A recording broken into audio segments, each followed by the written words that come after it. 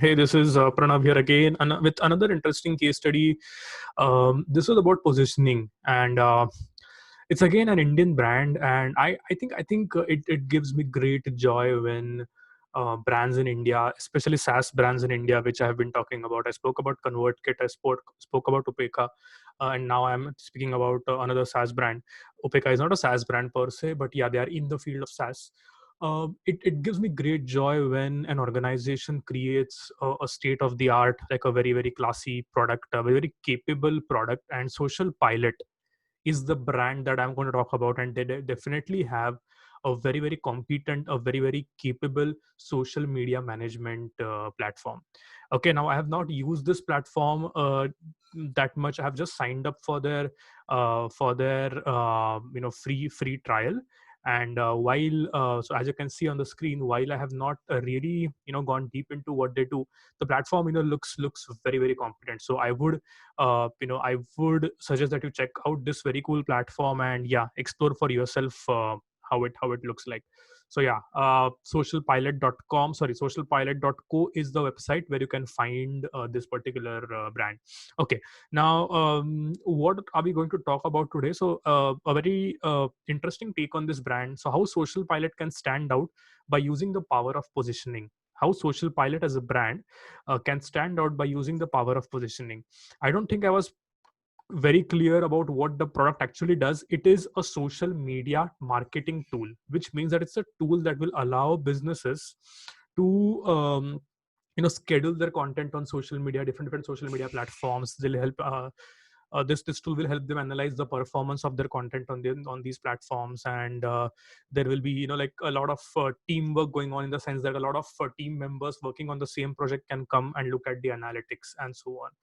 It becomes chaotic, it becomes hectic for a social media for a social media marketer to manage all these different platforms. And so what these tools do is that they bring all of these platforms together so that they can be managed from one central place. Okay, now as far as the positioning is concerned, before we go into the positioning, let's talk about what they're doing. Like I said, the product is really good. Okay, from whatever exposure I've had to them, the product is really, really good. The support is great. They have some amazing testimonials from some big players, which I think is great. They offer a free trial, which is again without any credit cards, which is great. I think Hootsuite, their competitor, now takes credit card before the details before giving a free trial, but not these guys. So this free trial, of course, from a user standpoint, it's a great it's a great way to get comfortable with the tool. Then there's a drip email campaign which happens when you sign up, which is great. Their social media and content is pretty updated. They are updating their content very, very well. And there are helpful interviews on YouTube, some of them with top people in the industry. So these are the good things that this brand is doing, and again, more power to them. uh, Before we get into the positioning exercise, let's just figure out if there's actually a need for a positioning exercise. Do they need to change that story? Do they need to change anything about what they're doing? Well, it very well, it might be true that they might not need to change at all, because again, as an outsider, we can only see a part of the things that they are doing. We can't see the whole picture. And of course, whatever inputs we give, it's easy for us to give inputs from the outside and difficult for the actual team to do it, because giving inputs and actually implementing them is a different story altogether. With all that being said, I do feel that there is a need for a positioning exercise, and let me prove to you what I mean by that. Most of the social media management platforms, or the most of the social media management tools, are fall in this one quadrant, which is a combination of ease of use and, let's say, social media management platform. Or you can argue that ease of use can be replaced by cost, let's say cost or and social media management platform, which means that the platforms of Hootsuite and Buffer, for example, fall in the same category, right? Both of them claim that they're easy to use, and so probably a cost sensitive buyer might consider cost, and perhaps an enterprise or organization might consider the ease of use. But yeah, the point is that there is no significant differentiation or difference in positioning for these two platforms. At least as a marketer, I have not been able to figure out the difference in this positioning. And the Social Pilot falls in the same category, okay, in the same positioning quadrant. Now, what happens when all of them are in the same positioning quadrant? Well, it's not a blue ocean strategy, but it's a red motion. Red motion. Why did I say red motion? I meant red ocean strategy, not red motion strategy. So, what do I mean by red ocean strategy? Well, when you are in the same quadrant, you need to compete on price, which means that okay, if all the options look same, then I'll go for something which is the cheapest, right? That's what you think when all of them are in the same quadrant. Now, if you go to the website, again, the website says the same thing, which is simple and cost effective social media marketing tools, something that uh, I don't think it's okay. I don't think it's okay to compete on price for the long term benefit of the brand. Okay, the problem with the race to the bottom is that you might win, is what Seth Godin says, that if when you are on price and if you are trying to be the cheaper one, there'll always come someone who is cheaper than you, and then you might actually win. So it is not a good uh, game to play, in my opinion. Additionally, the positioning will lead to a better story, which means that right now I don't think the brand has a very solid story. And when the positioning is clear, they can get behind a very, very strong story. That's another reason why they should consider positioning. The comparison pages, I don't think the comparison pages that they have. So, for example, Hootsuite alternative, or let's say Buffer alternative. So I have been, these comparison pages have always made me a little uncomfortable. um, but here I think it's maybe more uncomfortable because uh, there is not much that is different apart from the pricing. Okay. So for example, when you say analytics report, there is a PDF report included with the plan and extra cost for PDF reports. Firstly, I don't think if it's true, and secondly, I don't think it's a great differentiating point. RSS feed. So this is like nitpicking the things that you are slightly better at, and then putting them on the comparison page. Okay, same goes for Buffer. Now, instead, if you look at the comparison page of ConvertKit versus Mailchimp, what they have done is quite amazing, right? I do think that this comparison will be actually much more meaningful with a better positioning and with a better story.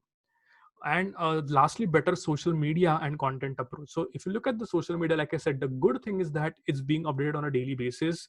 It's regular. So the last post, for example, was 28 minutes back.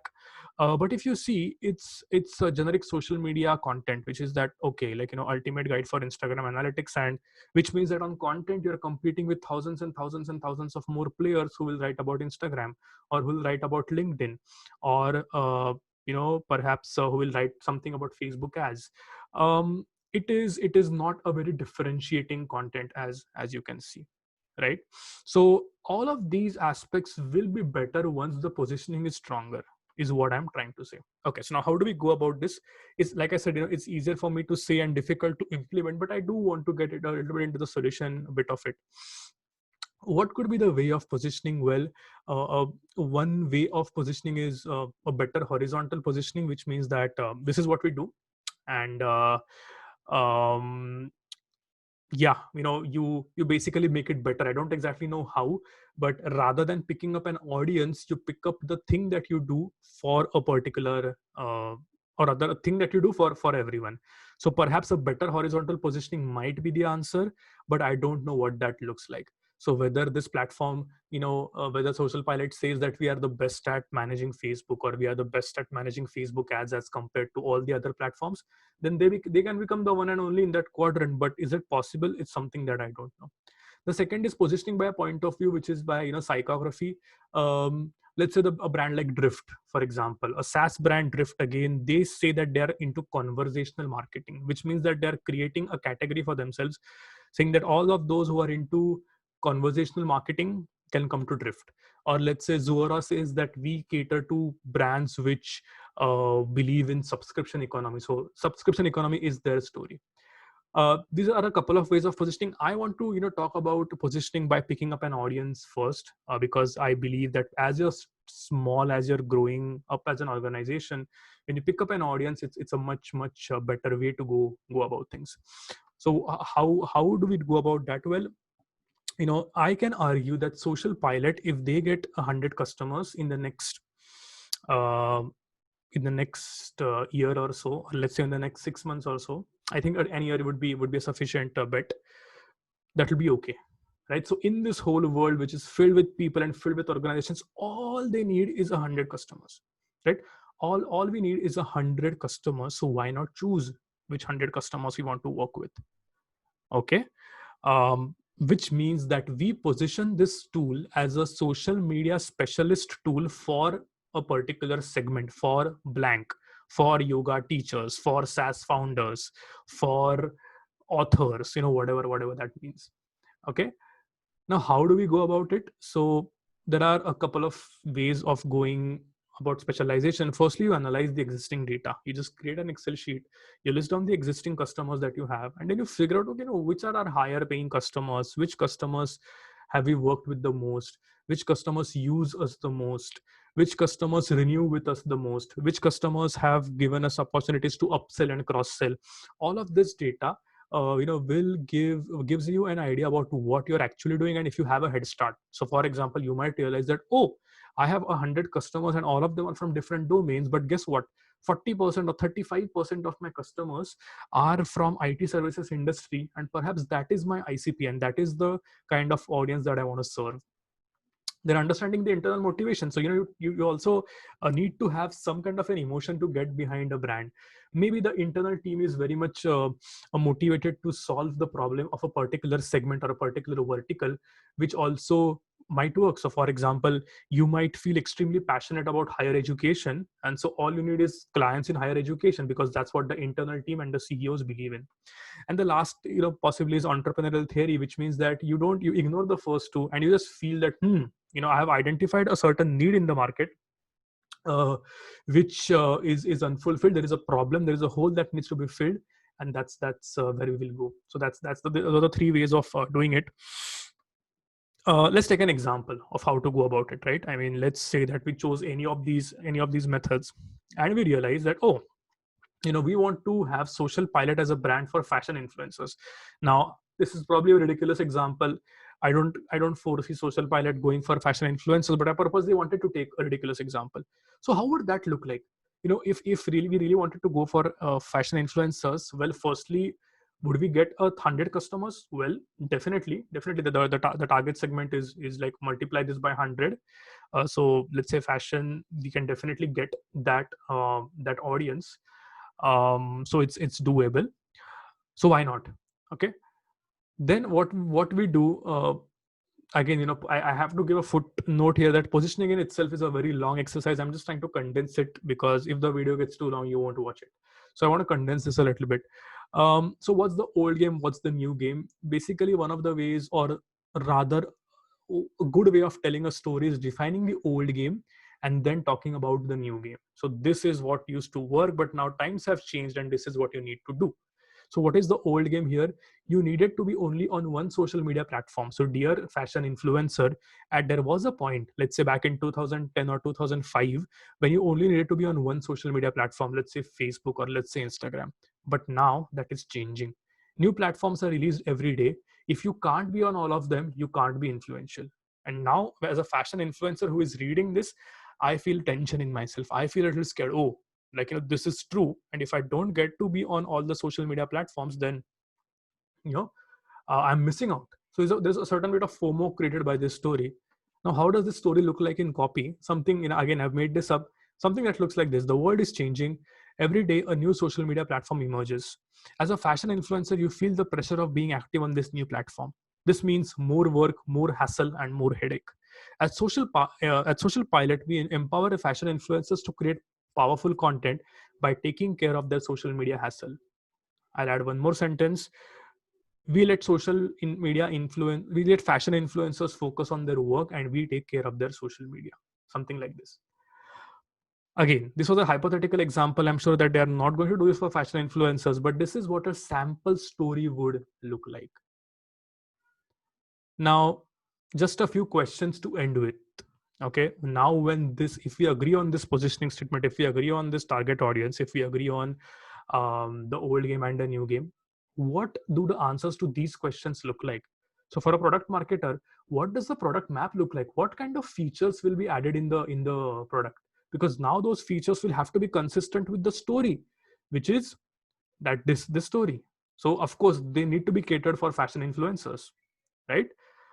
What does the new website look like? Now the website won't be look generic. The website won't say that we are competing on price. The website will say that, hey, we are only for fashion influencers. What does the new social media strategy look like? Well, the social media post won't say how to use Instagram marketing. The social media post would say, if you are a fashion influencer, how do you get started? Or how can fashion influencers use the power of Instagram stories? That is what the content will be, which is much more specific. What does the new positioning look like in general? What do the comparison pages look like? So now you will not be comparing on features, but you'll be comparing on a different level altogether, which is that this platform has features which cater to a specific segment. And then how does the pricing strategy look like? It's not about being the cheapest anymore. It's about finding an audience and figuring out what pricing strategy works for them. That's it from my end. I have to say that, I don't do these tear downs to insult any brand. I respect the work that they're doing. Again, I know that making tear downs uh, is not something that I do to mock a brand. I really respect what they're doing. I really, really appreciate what they're doing. And I know it's easier for an outsider to point out these things and difficult for an insider to actually do these things. What I want to do is, so this is a couple of things. One, I want to grow my expertise on the topic of marketing storytelling and marketing communication, which is an area of fascination for me. And I also want to help others or teach others through my journey. That's why I'm doing this. So if you need a tear down strategy, let me know. If you want to keep it public, if you want to keep it private, if you feel that you don't want to disclose this to others, I might take on that assignment if I find it interesting. So ping me, and I will do this thing for you. Okay, so I hope you got to learn something today, and let me know in the comments, what could have I done better? What did I miss? Thanks, guys, and take care.